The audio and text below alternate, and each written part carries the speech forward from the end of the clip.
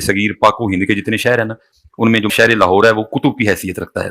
یہ حضرت مجدد الفسانی آپ فرماتے ہیں. لیکن دکھ کی بات یہ ہے کہ داتا صاحب کا پاکستان، حضرت خواجہ غریب نواز کا پاکستان، حضرت میر علی شاہ کا پاکستان، پیر سید جماعت علی شاہ صاحب کا پاکستان آج اس سال پہ کھڑا ہے. کبھی یہ IMF سے مانگنے جا رہا ہے، کبھی یہ کسی سے مانگنے جا رہا ہے، کبھی یہ کسی سے مانگنے جا رہا ہے. خدا ان حکمرانوں کو ہدایت دے. وہ IMF سے جو مانگنے جاتے ہو تو کبھی یہاں کے بھی عرض کر دو گنج بخش فیض عالم مظہر کیا کہنے ہیں، خدا تمہیں ہدایت دے. تمہاری عقل پہ پتھر پڑ گئے. علی اجویری صاحب کو بزرگ قرآن میں کہیں لکھا ہوا ہے، حدیث میں لکھا ہوا ہے؟ تو مجھے آپ بتا دیں. لوگ بزرگ کہتے ہیں نا، تو گرو نانک بھی بزرگ ہیں. دیکھیں اس بات کو آپ مذاق کے طور پہ نہ لیں، یہ علمی ڈسکشن ہے. کسی شخص کا بزرگ ہونا لوگوں کی نظروں میں ہے نا. اگر کوئی کہتا ہے کہ پرانا ہو گیا تو بزرگ ہے، تو اشرف علی تھانوی بزرگ نہیں ہے؟ تو بریلوی تو کہتے ہیں اشرف علی تھانوی کافر ہے.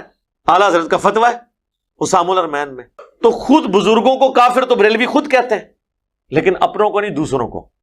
تو جب آپ کے بزرگوں کو برا کہتا ہے تو آپ برا نہ مانا کریں. اس وقت ہی آپ کو خیال آتا کہ بزرگ سانجے ہوتے ہیں، جیسے کہتے ہیں ماما سانجیاں ہوندی ہیں، بزرگ سانجے ہوتے ہیں. تو بات یہ کہ بزرگ ہے ہی نہیں ہے قرآن و سنت کی روشنی میں. ہاں اب آپ یہ مجھے کہہ سکتے ہیں کہ آپ کس طرح کہہ رہے ہیں بزرگ نہیں ہے؟ ہو سکتا ہے ہوں. ہم کہتے ہیں جو ہو سکتا ہے ہوں اور ہو سکتا ہے نہ ہو، تو یہی چیز کافی ہے کہ ان کی بنیاد کے اوپر کسی کے ساتھ لڑا ہی نہیں جا سکتا. جو بزرگ ڈیفینیٹلی ہیں وہ صحابہ اور اہل بیت ہیں، یا وہ بزرگ جن کی کتابیں ہیں. سر جن کی تعلیمات تھیں نا، آج وہ بزرگ دیکھیں ہمارے ٹیبل پہ ہیں، کتنی احترام سے ان کو رکھا ہوا ہے. ہم سے زیادہ کون بزرگوں کا احترام کرتا ہے؟ تو علی اجویری ہوں، معین الدین چشتی ہوں، اور جتنے جتنے بزرگ، یہ لوگوں نے ڈکلیئر کیا ہے نا بزرگ. قرآن و سنت میں کہیں آیا نہیں. پھر آپ کہیں گے انہوں نے کلمہ پڑھایا. ہم کہتے ہیں اگر کلمہ پڑھانا دلیل ہے تو ڈاکٹر ذاکر نائک نے ہزاروں ہندوؤں کو کلمہ پڑھایا ہے. تو بریلوی دیوبندی ڈاکٹر ذاکر نائک کو ولی اللہ کیوں نہیں مان رہے؟ ہاں تواڈے بابے دی کوئی ویڈیو نہیں کلمہ پڑھانے دی. ذاکر نائک دی ایسی ویڈیو نے کہ وہ مودی خبیث نے ان کو وہاں سے ملک بدر کر دیا اس وجہ سے کہ اتنے ہندو مسلمان ہو رہے تھے. تو سر بزرگ پھر ذاکر نائک نو کیوں نہ منیے؟ جدو تک ذاکر نائک نو ولی اللہ نہیں مندے سی تواڈے کسی بابے نو نہیں مننا. کیونکہ تسی اگر کرائٹیریا یہ بنایا نا کلمہ پڑھانے کا، تو ذاکر نائک نے نہیں کلمہ پڑھایا، تو بریلوی مانتے ہیں اس کو ولی اللہ. پھر ہم کیوں مانے ان کے؟ یہی کرائٹیریا تھا. لہٰذا کلمہ پڑھانا 90 لاکھ 90 کروڑ بھی ہوئے سر، اول تو کسی ویکھیا نہیں، دوسرا ویک بھی لے تو پھر آؤ. پھر وہ پتہ کیا کہیں گے؟ کلمہ تو پڑھایا ہے ہندوؤں کو، لیکن ذاکر نائک جو ہے نا اس کے عقیدے ٹھیک نہیں ہیں. سر یہی مسئلہ آپ کے بزرگوں کے ساتھ بھی ہے.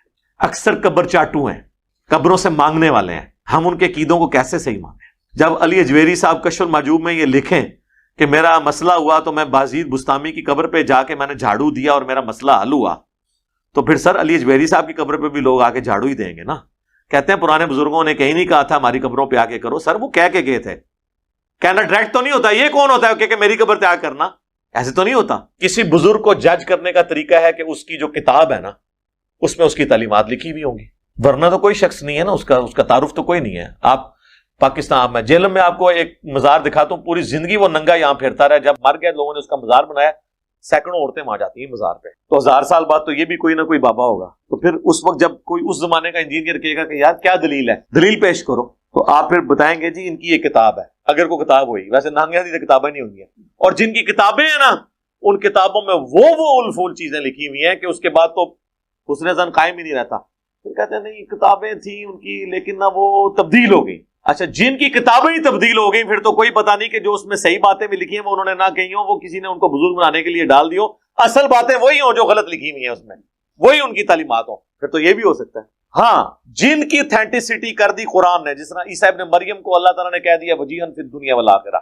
اب پوری انسانیت بھی اکٹھی ہو کے کہنا کہ حضرت عیسیٰ ابن مریم کی تعلیمات غلط تھیں یا وہ خود غلط ہے، ہم نہیں مانیں گے، کیونکہ ان کے پیچھے قرآن اور سنت کھڑے ہوئے، ان کو ویریفائی کر. اب انبیاء کے، صحابہ، تابعین کے بعد قیامت تک آنے والے جو لوگ ہیں نا، بعد کے لوگ، ان کے بارے میں کوئی کیسے ڈیفائن کر سکتا ہے کہ بزرگ ہیں یا نہیں؟ لیکن ان تمام چیزوں کے باوجود کسی بزرگ جو مر چکا ہے اسے گالی گلوچ آپ نہ دیں. رہ گئی غلطی وہ آپ ڈنکے کی چوٹ پہ ہائی لائٹ کریں گے.